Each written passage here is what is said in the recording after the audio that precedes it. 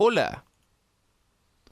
Hasta ahora, en el desarrollo de la asignatura, hemos visto que para poder describir adecuadamente las variables que estudiamos, resulta necesario calcular medidas de centro, dispersión y forma.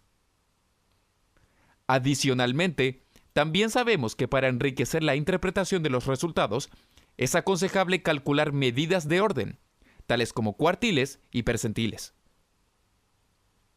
A partir de este momento, añadiremos una nueva estrategia que nos permitirá obtener valiosa información para complementar la caracterización de nuestras variables de interés, y que apunta a modelos teóricos sobre cómo se distribuye la población.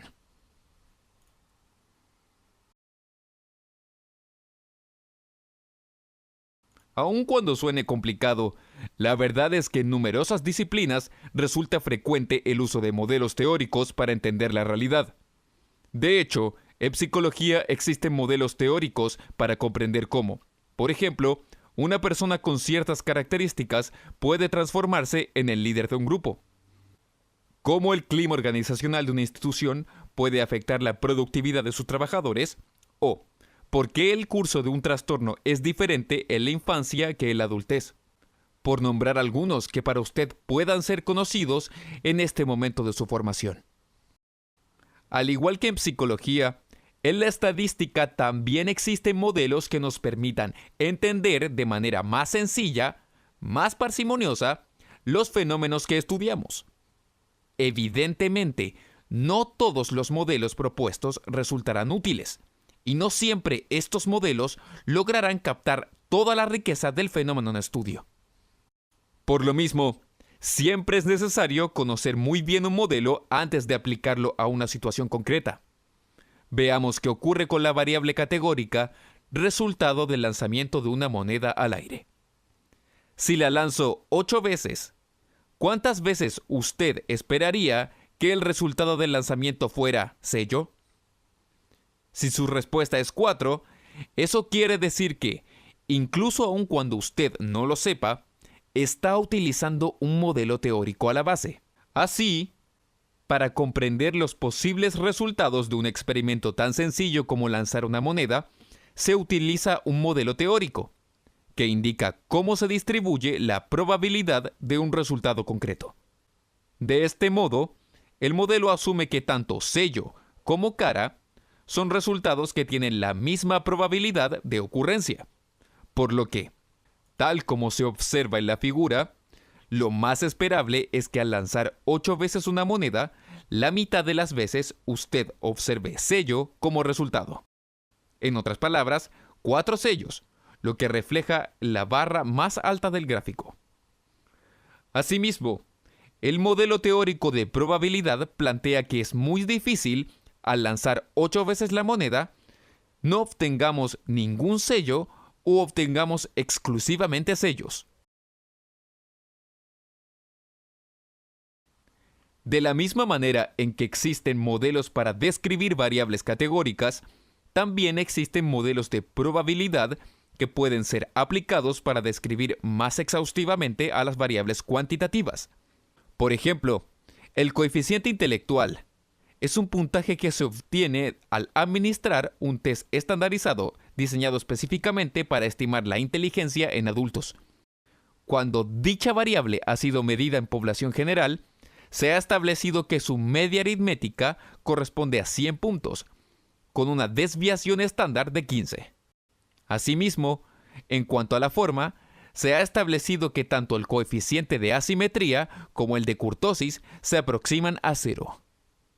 Esto significa que la mayoría de las personas tiene un CI cercano al promedio, existiendo pocos casos muy por debajo o muy por arriba de la media, tal como se observa en esta figura. Al analizar otras variables cuantitativas en diferentes poblaciones, los investigadores se han percatado de que la forma en la que se distribuía la inteligencia era similar a la forma en la que se distribuyen otras variables. Es en este contexto en el que se generó un modelo teórico de la distribución de probabilidad, es decir, una ecuación matemática, en la cual los casos que tienen mayor probabilidad de ocurrencia están en el centro de la distribución, mientras que resulta poco probable encontrar personas en los extremos. Este modelo se denomina distribución normal, también conocido como campana de Gauss. Pero, ¿qué significa que una variable cuantitativa se distribuya normalmente? Para entender esto, primero tenemos que repasar el concepto de distribución de probabilidad. Se entiende por distribución de probabilidad a una función que permite asignar la probabilidad de ocurrencia de cada uno de los posibles resultados de una variable. Una forma sencilla de entender una distribución de probabilidades es imaginar que se representa una población con muchos sujetos a partir del siguiente histograma. Lo que indica la altura de cada barra es qué tan probable resulta cada intervalo de puntajes. Pero, ¿qué pasaría si creáramos más intervalos?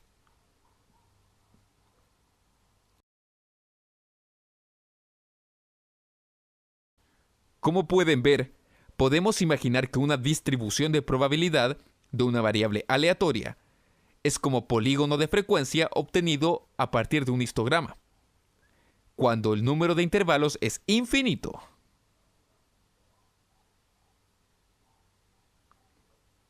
Como ya se ha destacado, la forma que tiene esta distribución se asemeja a una campana, razón por la que ha sido llamada también campana de Gauss. Podemos también ver que es simétrica y mesocúrtica. Se caracteriza porque tanto media aritmética como mediana y moda son iguales.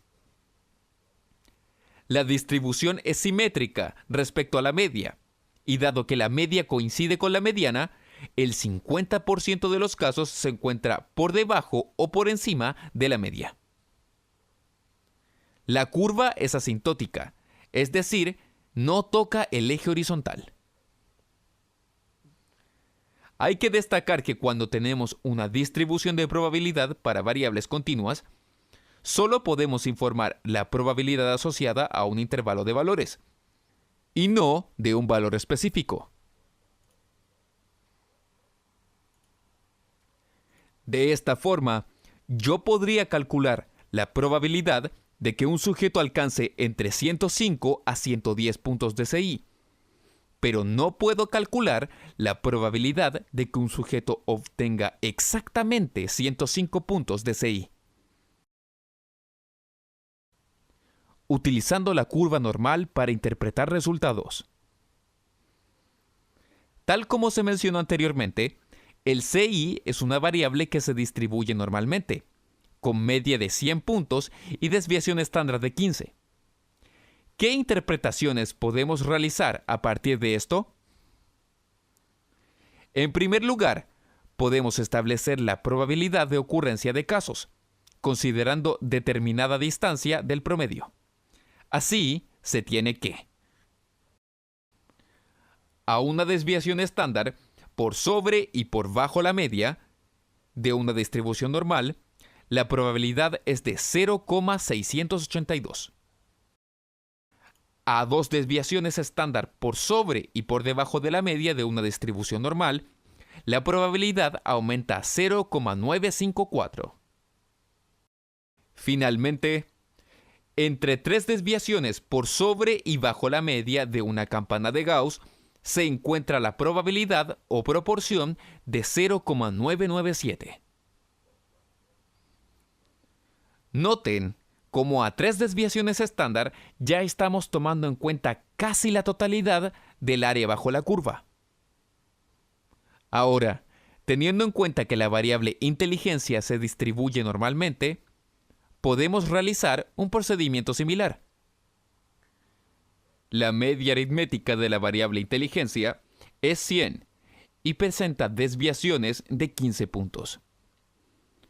De acuerdo al esquema anterior, podemos establecer que la proporción de la población que tiene un CI entre 85 y 115 puntos es de 0,682, mientras que entre 70 y 130 puntos se alcanza una proporción de 0.954. Asimismo, la proporción de casos bajo el promedio de CI llega a 0,5, es decir, la mitad de la población tiene 100 puntos o menos de CI. Con esto damos por terminado la primera sesión. Nos vemos en la siguiente.